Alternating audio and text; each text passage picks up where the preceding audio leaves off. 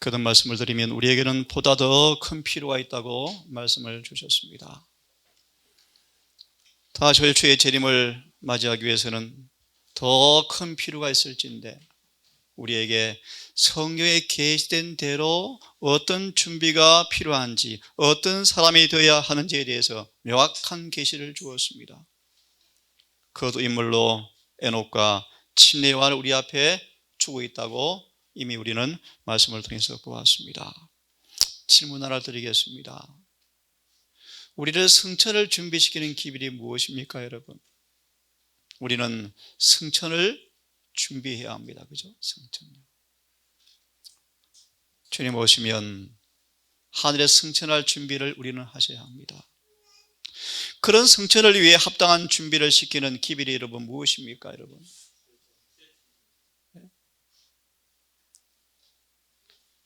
계시록 18장 1절 2절을 인용하시면서요, 예언자는 말하기를 승천시키는 기별이다.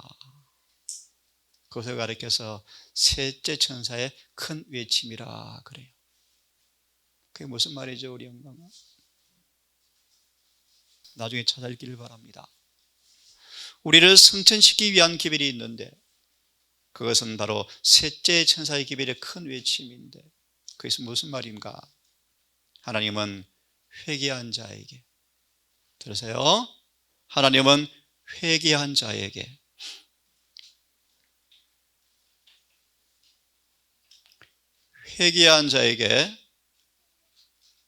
그들의 마음에 율법을 기록하시고 성령을 통하여 율법을 지키게 해서 승천할 준비를 시킨다. 다시 마무리하면 우리가 승천하기 위해서는 뭐가 지켜져야 합니까? 계명이 지켜져야 돼요.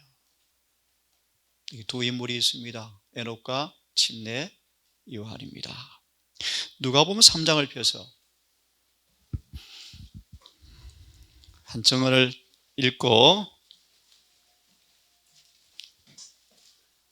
우리에게 뭐가 필요한지, 우리의 경험이 어떠해야 하는지, 지금 내 경험이 어떤지 한번 생각해보고 호시아 말씀처럼 정말 여호와께 돌아가는 거룩한 영적 부흥이 있기를 바랍니다.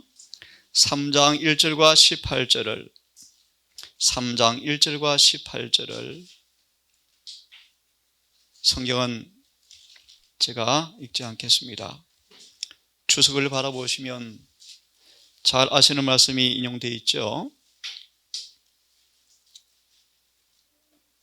자, 읽습니다. 그리스도 앞서 보내진 침례 요한의 훈련. 미리 말합니다. 우리가 예수의 재림의 길을 준비하기 위해서는 이 경험이 뭐하다? 반드시 필요하다. 요한은 여호와의 사자로서 나가서 사람들에게 하나님의 빛을 가져다 줄 것이었는데 어떤 빛요? 완전한 의의 필요성, 소망의 말씀을 첨가합니다. 사람들의 사상의 새 방향을 제시해야 했다. 너희가 구주를 영접하려면 완전히 달라져야 한다. 그렇죠? 완전한 의의 필요성, 그런 기별을 자로서기 위해서, 다시 말합니다, 예수의 재림에 우리를 설 준비를 하기 위해서. 그 다음 보세요. 요한은 세 번째 줄에 그리스도의 초림을 위하여 길을 예비함으로 주의 재림을 위하여 백성을 준비시킬 자들의 표상이었다.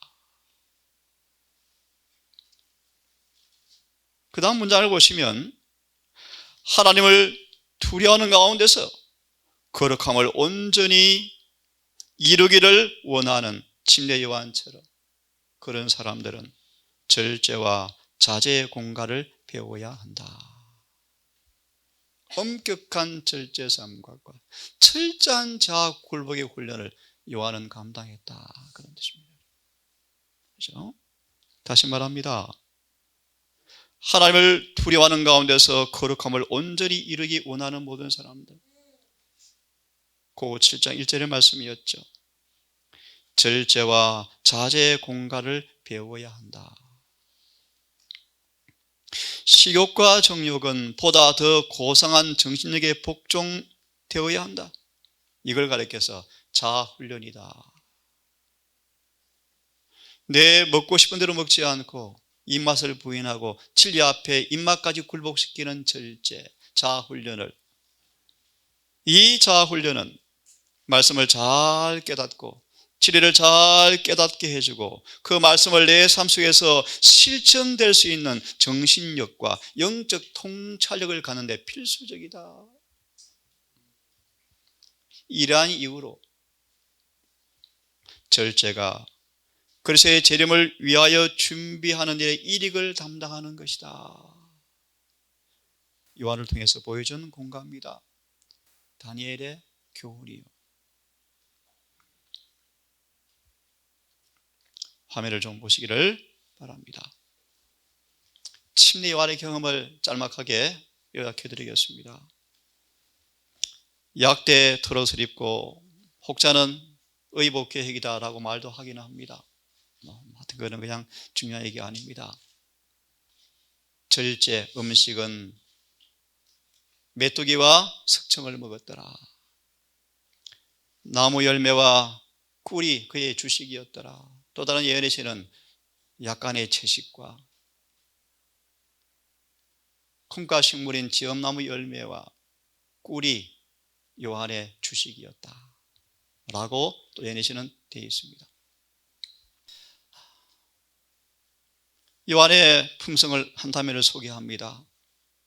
자아가 조금도 없는, 자아가 정말 비워진, 하나님 안에 자신이 완전히 감추어진 모습이었다, 그런 뜻입니다.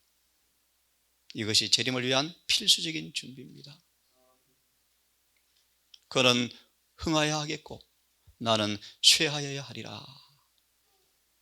인간 본성을 지닌 모든 사람들에게서 거의 대다수 이기지 못하는 본성에서 나오는 그 이기심, 칭찬, 아첨, 높임받고자 하는 정신들, 성원한 마음들, 그런 모든 이기심에서 그는 초연한, 초월한 사람이 되었다. 정말 자아는 죽어버리고 오직 주님만 존재하는 그런 사람으로 되었다라는 것입니다. 이것이 요한의 삶을 보여주는 한 단면입니다. 아시는 것이 어떻게 요한이 이 경험에 가게 되었는가 잘 아시죠? 잘 아실 거예요. 요한은 광야에서, 천년계에서 성령의 시도 아래서 밤낮으로 성경을 연구하면서 영광스러운 주님의 품성의 이상이 마음에 가득 찰 때까지 연구의 주제로 삼았다. 제가 새벽 기도를 하면서 더 큰 은혜를 더 많이 받아. 오후에는 제가 내일부터 할 표적과 기사를 보지 못하는 여러 번 읽고 오후에 묵상하고 한 절 읽고 묵상하고 또 찾고 의미를 새겨보고, 하나님 정말 이 말씀을 신선한 떡으로 나눠줄 수 있도록 지혜를 달라고 구하면서 오후 내내 그 말씀을 묵상하는 시간을 갖게 되어지면서 은혜를 또 받았습니다. 그래서 마음속에 오늘 감동받은 말씀을요, 내가 너를 안다. 가버나움의 신하가 주님께 나오기 전에 이미 주님께서는 그를 다 아셨어요. 그의 슬픔, 그의 연민 고민을 다 아셨다. 내일 말씀드리겠습니다. 이것이 얼마나 큰 은혜가 됐는지 몰라요. 오후에 저에게요. 네. 이 요한은 밤낮으로 주님을 바라보다가 자아를 잃어버렸다. 자아를 잃어버렸다. 이 말씀 의미를 잘 아시죠? 잘 아실 거예요.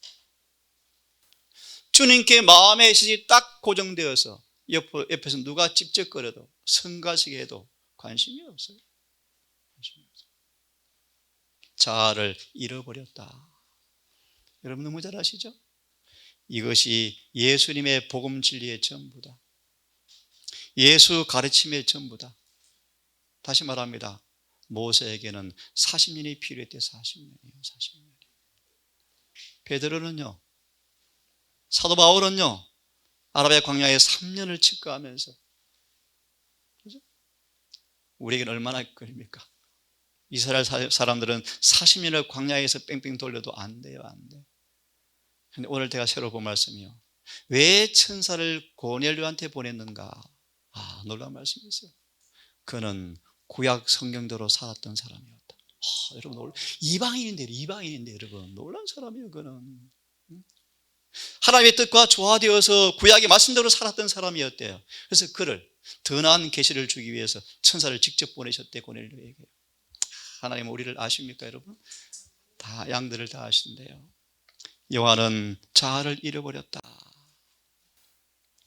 자신이 얼마나 부족하고 얼마나 무가치한 사실을 깨닫고 그런 자아를 주님 안에 숨겨버렸다.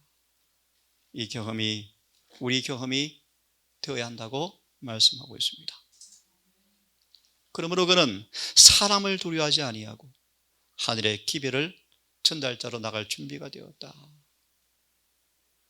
참 귀한 말씀이요, 하나님을 쳐다보았기 때문에, 떨면서 여호와 앞에 머리를 숙여보았기 때문에 세상의 왕들한테 두려움이 없다.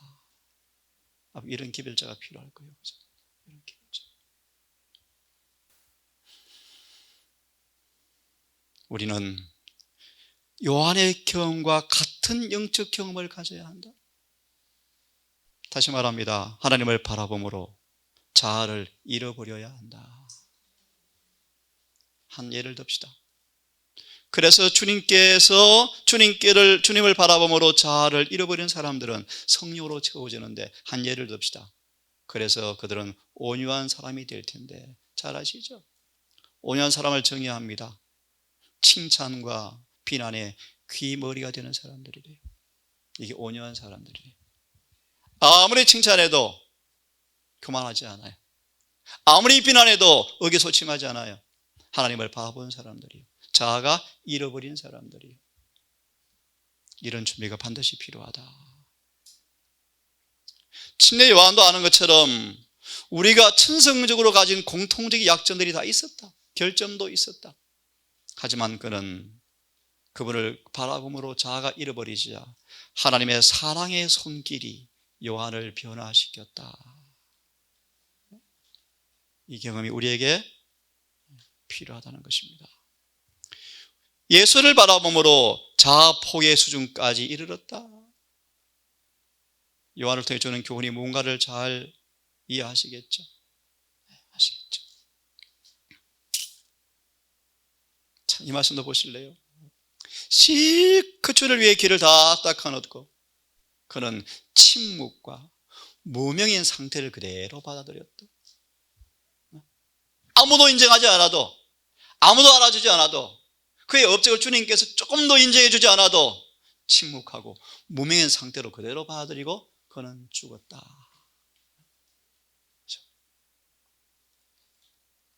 그래서 아시는 것처럼 여러분, 구약이 한 사람, 신약이 한 사람, 이기심에서 초월한 두 사람이 샘플로 앞에 제시가 되었는데 아시죠?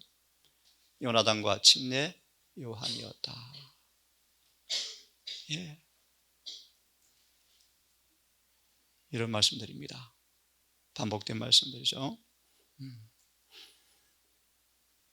요한은 이렇게 설교했답니다. 정교한 이론과 세밀한 학설을 가지고 또 다른 증언을 보시면 첫째, 둘째, 셋째 그것도 없었대요. 직접적이고 단순하고 아주 단호했어요. 그죠? 설명이 없었어요. 죄를 절하고 그대로 지적했어요. 예를 들면 요한이 왜 죽었습니까? 헤롯의 죄를 직접 지적했죠. 그의 설교는 단순하고요, 하지만 놀랍고 엄격하면서도 그 속에 희망이 섞여 있었다. 이것이 요한의 모습이었답니다. 요한의 모습이었대요.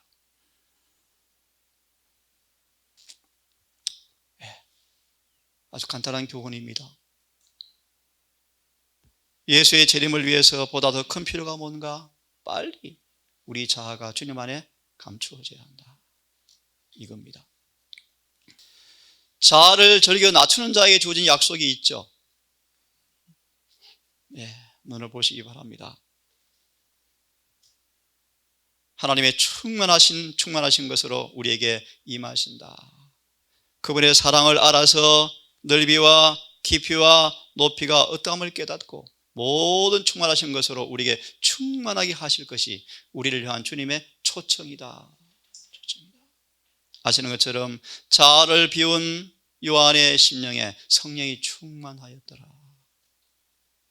이 경험이 우리의 경험으로 여러분 사모되어지고 동일하게 경험되었으면 정말 좋겠습니다. 함께 같이 한번 읽어보겠습니다. 시작. 타락한 사람은 마음을 새롭게 함으로 변화를 받아 하나님의 선하시고 기뻐하시고 온전한 뜻이 무엇인가를 입증할 수가 있는데 어떻게 그것을 입증할 수 있다는 말인가? 읽습니다. 시작. 하나님의 성령께서 그의 마음과 정신과 감정과 인격을 점령함으로써 그 일을 할 수 있다. 그럼 어떤 변화가 일어나는가?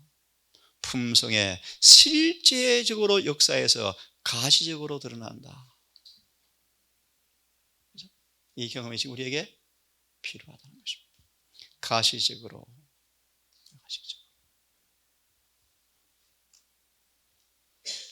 잘 아시는 것처럼 말씀에 주어진 대로 그분의 생애를 낱낱이 연구하면서 숨겨진 보화를 찾듯이 연구하면서 우리의 마음의 시선이 그분께 고착되어질 때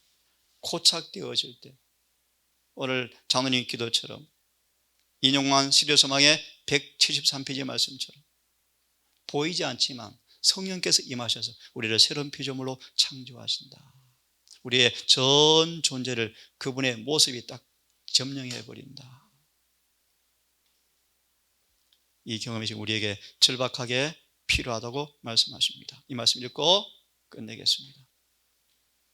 에녹과 엘리야에 의해서 완성된 품성을 이야기합니다. 사단은 끊임없이 하나님 율법에 대한 공격을 감행해 왔죠. 하나님은 그런 마귀의 전쟁에 모든 마귀의 책략을 대항하고 인승 안에서 하나님께서 어떻게 만들어서 그것이 어떻게 되어지는 것에 대해서 고상한 대표자로 주님께서 다소의 사람들을 우리 앞에 기록해 두었습니다. 어떻게 인간이 하나님과 어떻게 협력함으로 사단의 능력을 정복하는가? 그 대표자로 하나님이 에녹과 엘리야를 세워놓았다고 말씀하시는데 들어보세요. 에녹과 엘리야는 인간이 하나님께서 역사하실 때 그 역사에 전적으로 순복하기를 원한다면, 그렇게만 한다면 이렇게 하면 더 좋겠습니다. 그리스도 예수를 믿는 믿음을 통하여 인류가 어떻게 무엇이 될 수 있는지에 대해서 올바른 대표자로 엘리야와 에녹을 우리 앞에 세워놓고 있다. 사단은 이 에녹과 엘리야가 너무나 고상하고 너무나 거룩하여 수많은 죄악의 오염 중에 둘러싸여 있으면서도 오점이 없이 섰고 의의 품성을 완성하였고 하늘로 승천할 가치가 있다고 여겨진 사실 때문에 크게 당황하였다. 이런 사람들이 필요하다. 사단의 유혹을 극복하였으므로 도덕적 능력에서 고상한 정직성에서 뛰어남으로 사단은 에녹과 엘리야를 죽음 아래 끌어들일 수가 없었다. 사단은 모세가 정복당했죠. 그죠? 품성을 손상시켰죠. 모세가 요한이 경험을 못하고 실패했죠. 그래서 사단이 기뻐 날뛰었지만 에녹과 엘리야를 통해서 무엇인가를 우리에게 보여주고 있다고 말씀하십니다.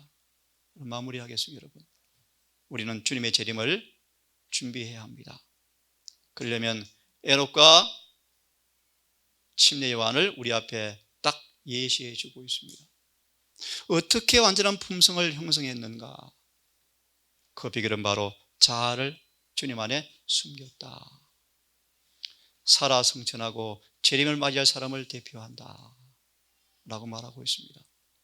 여러분, 한 주도 다시 한번 이 광야에서 요한처럼 주님의 공갈을 잘 배우셔서, 특별히 이 한적한 곳에서 에녹처럼 가끔 이따금 나가지만 대부분의 시간을 주님과 교제하는 데 보냈던 에녹처럼 그런 경험의 시간들을 소중히 간직하셔서 우리의 경험 또한 에녹과 요한을 통해 대표된 아름다운 품성이 우리의 삶에도 재현되기를 간절히 바라면서 오늘 말씀을 마치겠습니다. 자비하신 아버지, 우리에게 주님의 성령의 감동으로 기록된 구원의 교과서가 우리 손에 있습니다. 우리 마음대로 신앙하는 것이 아니고 우리 생각대로 신앙하는 것이 아니라 성경에 계시된 대로 우리의 신앙을 기초를 쌓아야 하고 우리의 삶이 성경과 조화되는 것이야말로 참 신앙이라고 주께서 말씀하셨습니다. 아담이 그렇게 고대했던, 아브라함이 그렇게 고대했던 주님의 재림이 이 시대 우리 목전에 와 있습니다.